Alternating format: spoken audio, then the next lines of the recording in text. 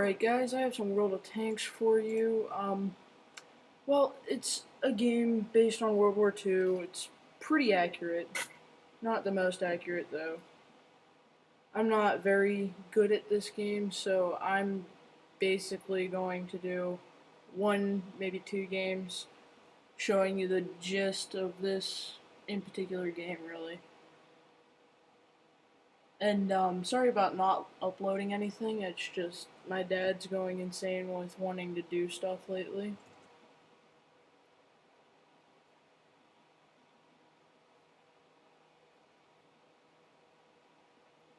And if you're thinking about getting World of Tanks, I would suggest doing whatever's comfortable with you. There are certain tanks where they just have tinfoil for armor, but amazing guns. There are other tanks that have amazing guns, fantastic armor, but don't go very fast. The M7's an American light medium tank, really, but I play it like a light tank. Turret rotation's very good. You can see all the stats for every single vehicle up in the top right.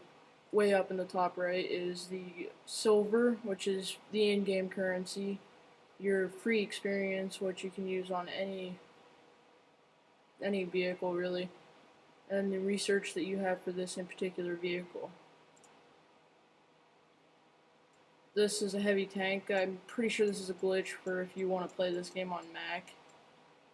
Vehicles turn black, and also if you're wanting to play this on Mac, my Mac shuts the game down every now and again when I'm starting up a new game. But because I know you guys are going to want to be one-man armies, you're probably going to want to be in heavy tanks. Now, the thing is about this game, you're going to quickly learn you cannot be a one-man army. You will get raped. Absolutely destroyed. And I'll show you why.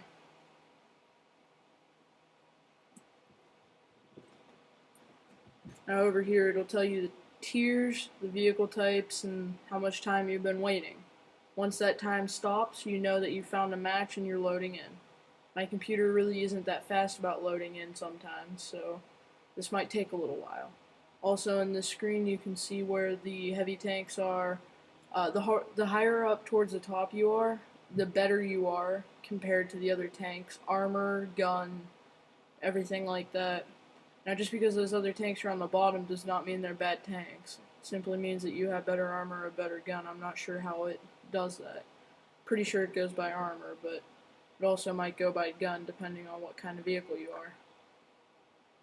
Now, it's pretty laggy here in the beginning, but as you can see, the turret rotation on the Churchill is amazing. The Churchill is the tank I'm currently driving. It is a British tank, and well, it's alright. It's not very fast.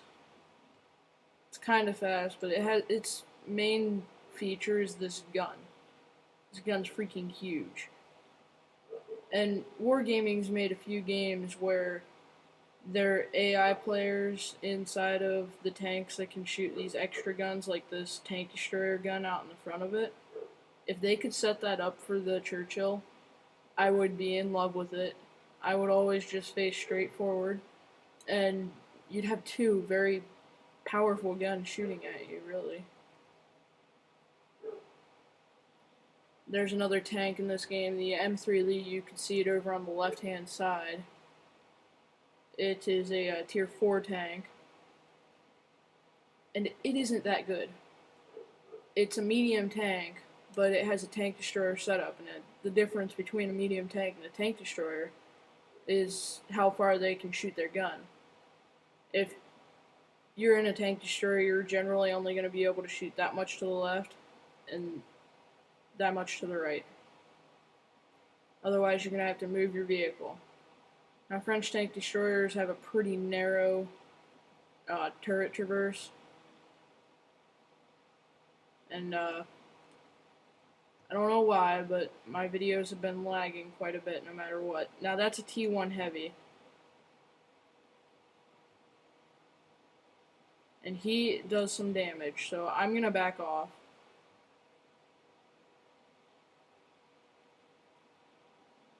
And whenever it's black, that damage indicator, whenever that's black, it means you're bouncing the shots.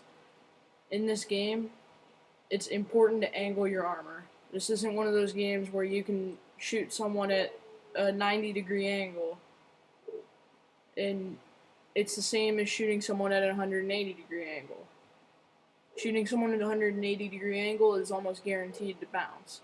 But then again, at a 180-degree angle, I'm pretty sure I'm going to shoot towards the engine, which is usually in the back of the machine. You can ammo rack people in some cases. If you get ammo racked, your ammo rack will explode and you'll lose all your health, no matter what. And after that happens, you would normally hit escape and back to your garage, which I'll show you here in a little bit, because I probably will die. Now I'm going to back up this French heavy because, well, French heavies, they aren't really heavies. They're more like mediums with crappy armor.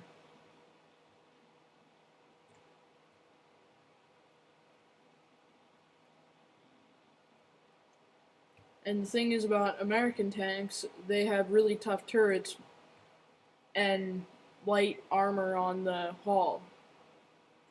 American mediums, they can shoot on the move fairly accurate. Not fully aimed, but accurate enough that it makes it liable to be shot while you're moving, really.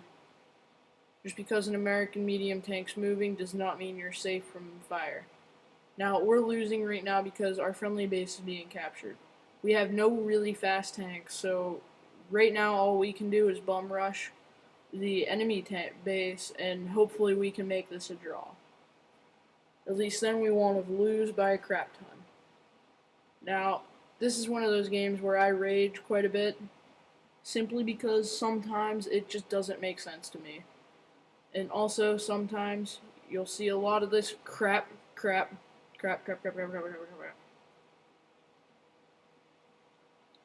Oh my god, lag. And as you can tell right there, I took out half of his health because I'm in a heavy tank. I have a great gun. Now, had I been able to get a second shot off, probably wouldn't have killed him. It's going to generally take 3 shots. Sometimes, if they're down a little bit, you can 2-shot them. Once you're done with the battle, well, the battle just ended, so I'm automatically going back to garage. And you can see what I did. The T1 Heavy, I damaged his track, assistance in destroying. And the damage to the Stug, which was that tank destroyer that killed me, is 156. And that's not that bad. Now I'm going to show you another kind of tank, which is known as a tank destroyer. It's the M18 Hellcat. Most people know this tank because it's a historical tank. It's very accurate, but, and that's, I don't mean gun accuracy, I mean as far as looks and how it was in real life. But I don't have the best gun unlocked on it, so I can't really tell you how well it is. Anyways, let's jump into a battle.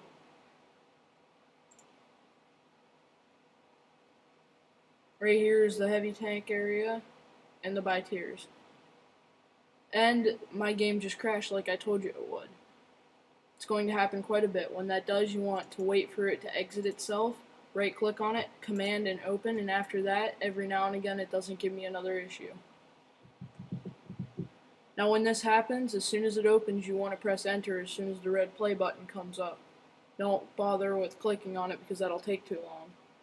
Now, lucky enough for me, it happened while I was in a fast enough tank that I can make up for the 10 seconds that I'm going to be out of the game. That's why there's a 30-second default reload, I think. And this is probably going to be the last battle for this video, but there will be another video tomorrow, I believe, unless work takes too long.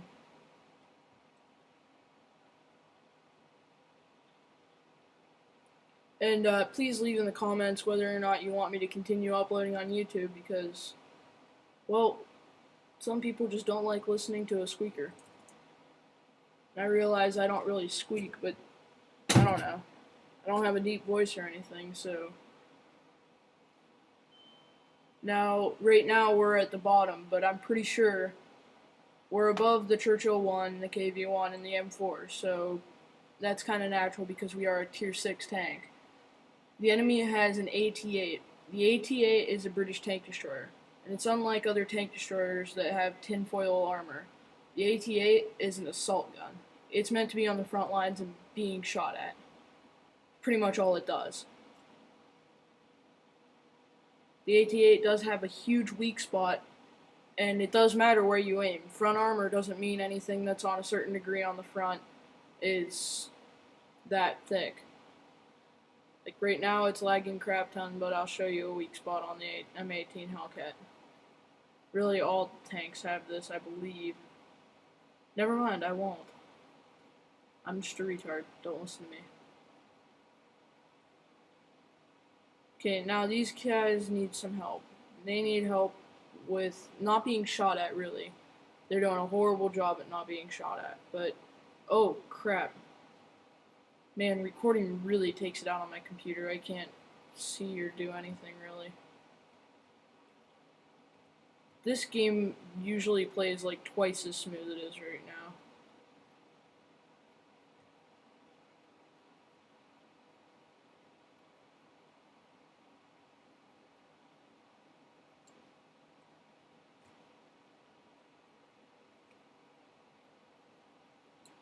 Now what I'm doing right now is, earlier I was side strafing, kind of. Side strafing would be like this, and see how I was at a pretty heavy angle to that bunch of red people. Crap. My team's let me down. At this point, I'm dead.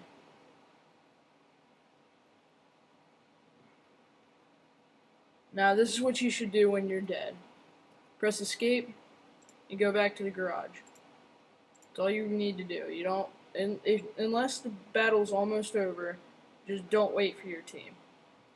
Once you get back in the garage, normally I just go and play another tank, but you could just sit there and customize your tanks waiting for your tank to be available.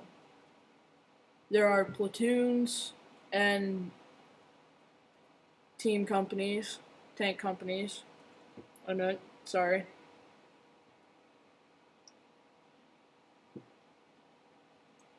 Here shortly I'm going to learn how to animate properly. I do know how to animate, but I'm really crappy at it. You know what? Just for the sake of it, I think I might as well just, well, I don't know. The reason it has this star with the 2 times is because experience, the first battle for each day that you win, you'll get 2 times the experience. Now, the French tanks don't all have weak armor. In the beginning tiers, there are 3 tanks that have just almost impenetrable armor. From the front, look how angled this armor is. First of all, this is angled, not at all. This is angled, this is angled, this is angled. Everything here is angled except for this little bit right here. But all you have to do to fix that is aim right here. It's angled now. Look at how steep this angle is. That's even angled a little bit right there. And right here, this cheek, is what you call it, is angled so much that it really doesn't matter. Now right here is a weak spot. You can tell because it has a pixelated break. I'm also going to give you guys another example of a weak spot. See that machine gun port? That's 2 or 3 millimeters of armor. That's it. Now, I'm not sure if this right here counts as the weakness, but I know for sure that does. And there are other tanks.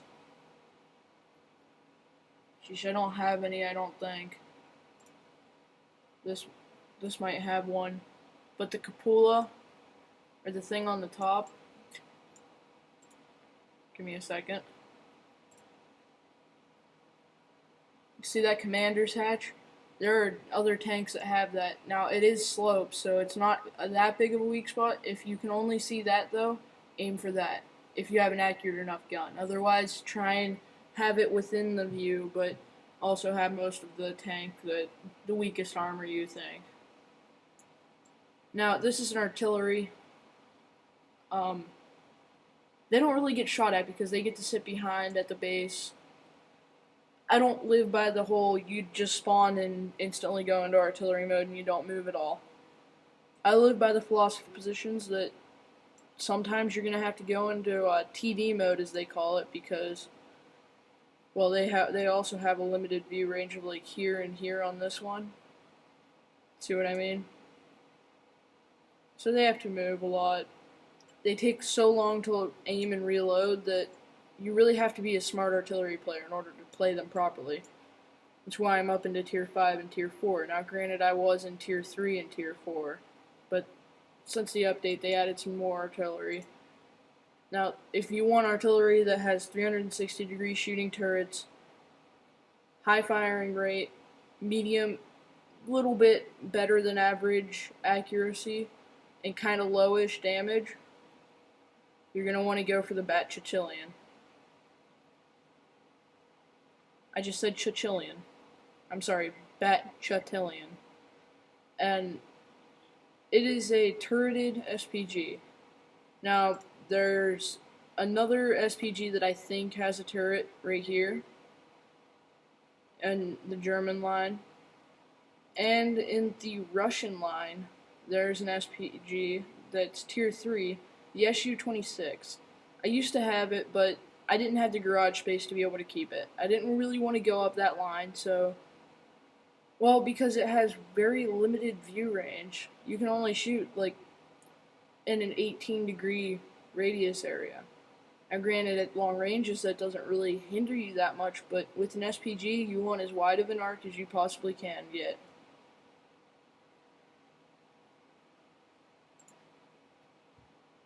Now, the British line isn't as developed as the German or the American, but you have two ways to go to the Churchill one.